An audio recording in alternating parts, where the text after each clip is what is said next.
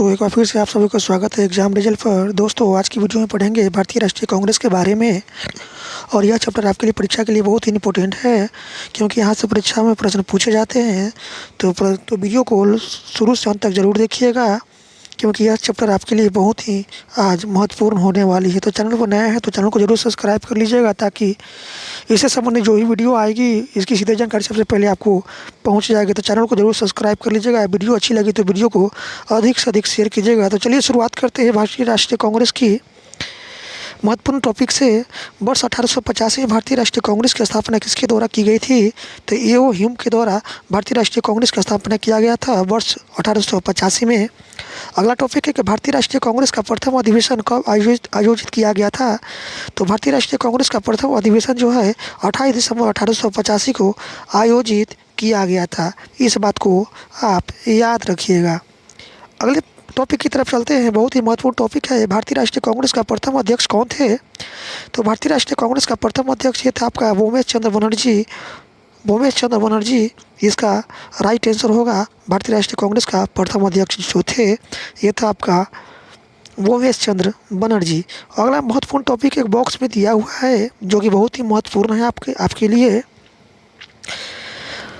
दिया हुआ है कि भारतीय राष्ट्रीय कांग्रेस का प्रथम अधिवेशन पुणे में आयोजित किया जाना था, लेकिन उस समय पुणे में बीमारी प्लेग फैले जाने के कारण प्रथम अधिवेशन मुंबई में आयोजित किया गया था। प्रश्न यहाँ से बनेगा कि भारतीय राष्ट्रीय कांग्रेस का प्रथम अधिवेशन कहाँ हुआ था? तो हुआ था आपका मुंबई में, लेकिन सबसे पहले इसका अधिवेशन जो है पुणे में आयोजित किया गया था, लेकिन वहाँ पर पुणे में बीमारी प्लेग फैल जाने के कारण से वहाँ पर पुणे में इस अधिवेशन का आयोजन को जो है ना वहाँ पर नहीं करके कहाँ किया गया था? प्रथम अधिवेशन मुंबई में किया गया था। तो इस बात को आप याद रखिएगा। भारतीय राष्ट्रीय कांग्रेस का प्रथम अधिवेशन मुंबई में हुआ था। बहुत ही महत्वपूर्ण प्रश्न है आपके लिए। अगला प्रश्न है आपके सामने दिया हुआ है। प्रश्न कहता है कि भारतीय राष्ट्रीय कांग्रेस के दूसरे अधिवेशन की अध्यक्षता किसके द्वारा किया गया था? तो भारतीय राष्ट्रीय कांग्रेस के दूसरे अधिवेशन की अध्यक्षता जो है ये आपका दादा भाई नौरोजी के द्वारा किया गया था। दादा भाई नौरोजी जो है भारतीय राष्ट्रीय कांग्रेस की दूसरे अधिवेशन की अध्यक्षता किया था। ठीक है, याद रखिएगा इस बात को। अगला है कि स्वराज को राष्ट्रीय मांग के रूप में सर्वप्रथम किसने रखा था? तो स्वराज को राष्ट्रीय मांग के रूप में सबसे पहले रखने वाला ये था आपका दादा भाई नौरोजी। तो यहाँ पर आंसर होगा दादा भाई नौरोजी। अगला है आपके सामने बहुत ही महत्वपूर्ण टॉपिक है। भारतीय राष्ट्रीय कांग्रेस की स्थापना के समय भारत का वायसराय कौन था? जब भारतीय राष्ट्रीय कांग्रेस की स्थापना किया गया था तो उस समय भारत का वायसराय कौन था? तो ये था आपका लॉर्ड डफरिन के शासनकाल में भारतीय राष्ट्रीय कांग्रेस की स्थापना किया गया था, और उस समय लॉर्ड डफरिन ही भारत का वायसराय था। इस बात को आप याद रखिएगा। कांग्रेस को सूक्ष्मदर्शी अल्पसंख्यक जनता का प्रतिनिधि बताते हुए उसका मजाक किसने उड़ाया था?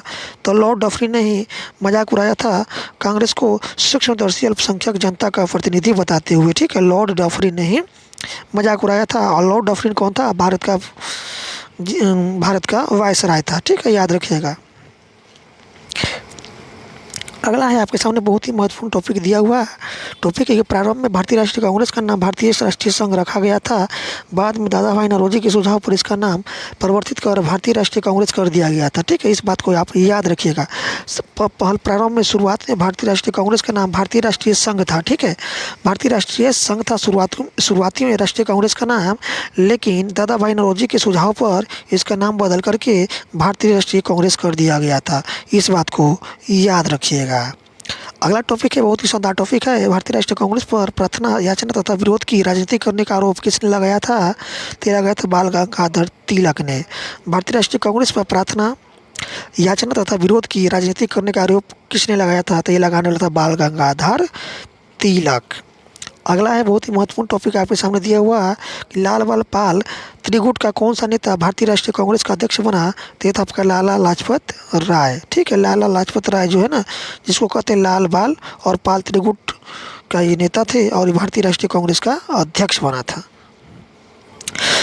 बाल गंगाधर तिलक को कभी भारतीय राष्ट्रीय कांग्रेस का अध्यक्ष नहीं चुना गया। इस बात को आप याद रखिएगा कि भारतीय राष्ट्रीय कांग्रेस का किसी अध्यक्ष कभी नहीं चुना गया था, तो बाल गंगाधर तिलक को। और तीनों को का लाल बाल पाल। ठीक है, लाल बाल पाल यानी लाला लाजपत राय, बाल गंगाधर तिलक और पाल विपिन चंद्र पाल। ठीक है, लाल बाल पाल। अगले पॉइंट की तरफ चलते हैं। अगला पॉइंट है कि भारतीय राष्ट्रीय कांग्रेस के किस अधिवेशन में बाल गंगाधर तिलक ने अभिव्यक्त किया था, स्वराज मेरा जन्मसिद्ध अधिकार है और मैं इसे लेकर रहूँगा। तो यह भारतीय राष्ट्रीय कांग्रेस के लखनऊ अधिवेशन 1916 में बाल गंगाधर तिलक ने एक अभिव्यक्ति जो है ना अभिव्यक्त व्यक्त किया था, जिसमें उसने नारा दिया था कि स्वराज मेरा जन्मसिद्ध अधिकार है और मैं इसे लेकर रहूँगा। यह जो है ना ये भारतीय राष्ट्रीय कांग्रेस के अधिवेशन में कहा था बाल गंगाधर तिलक ने। ठीक है, याद रखिएगा इस बात को। और ये लखनऊ अधिवेशन में हुआ था 1916 में। इसी अधिवेशन में बाल गंगाधर तिलक ने एक नारा दिया था, स्वराज मेरा जन्मसिद्ध अधिकार है और मैं इसे लेकर रहूँगा। अगला टॉपिक है, बहुत ही शानदार टॉपिक है आपके सामने। भारतीय राष्ट्रीय कांग्रेस और प्रमुख तथ्य यह परीक्षा में पूछा जाता है कि प्रथम अध्यक्ष, तो भारतीय राष्ट्रीय कांग्रेस का प्रथम अध्यक्ष बना था आपका WC बनर्जी, याद रखिएगा, भूमेश चंद्र बनर्जी। प्रथम मुस्लिम अध्यक्ष ये था आपका बदरुद्दीन तैयबजी। प्रथम यूरोपीय अध्यक्ष बना था जॉर्ज यूले। प्रथम महिला अध्यक्ष बना था एनी बेसेंट। और प्रथम भारतीय महिला अध्यक्ष बने था सरोजिनी नायडू। ये था भारतीय राष्ट्रीय कांग्रेस से महत्वपूर्ण तथ्य कि भारतीय राष्ट्रीय कांग्रेस का प्रथम अध्यक्ष कौन बना था, प्रथम मुस्लिम अध्यक्ष कौन था, प्रथम यूरोपीय अध्यक्ष कौन था, प्रथम महिला अध्यक्ष कौन था और प्रथम भारतीय महिला अध्यक्ष कौन था। तो प्रथम अध्यक्ष जो था भारतीय राष्ट्रीय कांग्रेस का, तो प्रथम अध्यक्ष भारतीय राष्ट्रीय कांग्रेस का WC बनर्जी था। और प्रथम मुस्लिम अध्यक्ष में पूछा जाए तो ये था आपका बदरुद्दीन तैयबजी।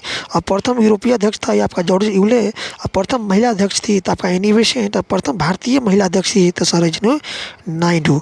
ये सब भारतीय राष्ट्रीय कांग्रेस के अध्यक्ष रहे।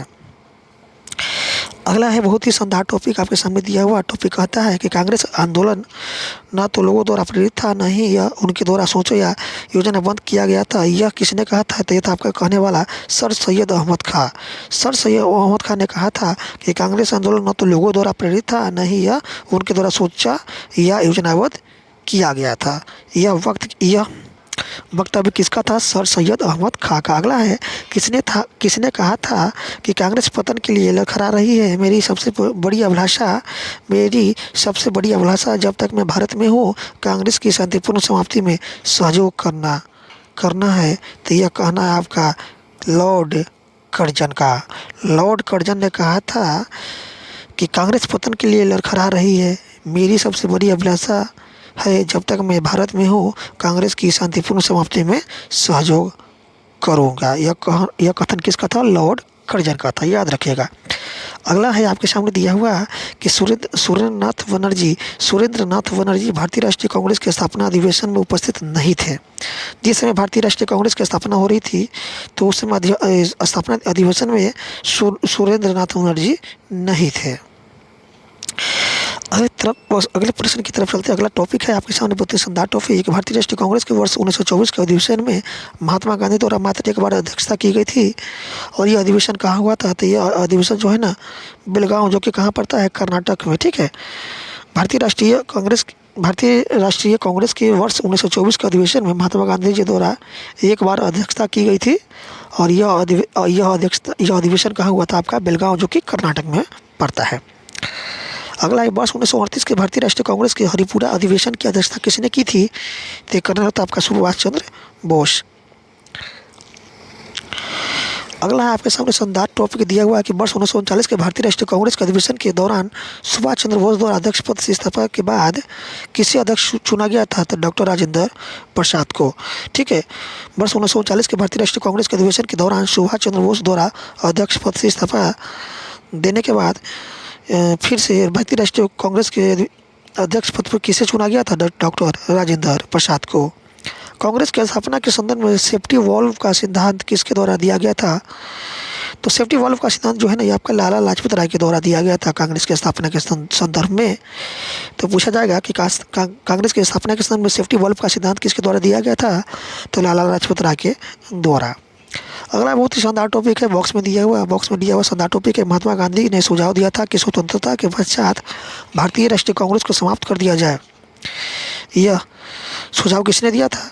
यह सुझाव दिया था महात्मा गांधी ने कि स्वतंत्रता के पश्चात भारतीय राष्ट्रीय कांग्रेस को समाप्त कर दिया जाए। अगला है कि स्वतंत्रता के समय भारतीय राष्ट्रीय कांग्रेस के अध्यक्ष कौन थे? तो आपका आचार्य JB कृपलानी था स्वतंत्रता के समय भारतीय राष्ट्रीय कांग्रेस के अध्यक्ष। अगला है बहुत ही शानदार टॉपिक आपके सामने दिया हुआ टॉपिक है, किस अधिवेशन में भारतीय राष्ट्रीय कांग्रेस तथा मुस्लिम लीग के मध्य समझौता हुआ था? तो वो था लखनऊ अधिवेशन 1916 में। इसमें मुस्लिम लीग और भारतीय राष्ट्रीय कांग्रेस के बीच क्या हुआ था? समझौता हुआ था लखनऊ अधिवेशन में 1916 में। अगला, लगातार 6 वर्ष तक भारतीय राष्ट्रीय कांग्रेस के अध्यक्ष कौन थे? ये था आपका मौलाना अब्दुल कलाम आज़ाद। इन्होंने भारतीय राष्ट्रीय कांग्रेस के लगातार 6 वर्ष तक अध्यक्ष बने रहे थे। ठीक है, कांग्रेस का अध्यक्ष बने रहे थे कौन? मौलाना अब्दुल कलाम आज़ाद, लगातार 6 वर्षों तक।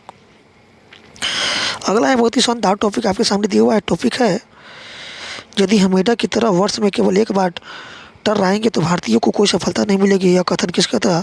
बाल गंगाधर तिलक का। ठीक है, तिलक ने कहा था कि यदि हम मेढक की तरह वर्ष में केवल एक बार टर्राएंगे तो भारतीयों को कोई सफलता नहीं मिलेगी। यह कथन था आपका बाल गंगाधर तिलक का। तो दोस्तों, आज तक कितना ही जो आपका भारतीय राष्ट्रीय कांग्रेस में जितने भी महत्वपूर्ण टॉपिक दिया गया था वो सभी टॉपिक को हम पढ़ लिए। इस तरह का आगे की वीडियो देखने के लिए चैनल को जरूर सब्सक्राइब कर लीजिएगा।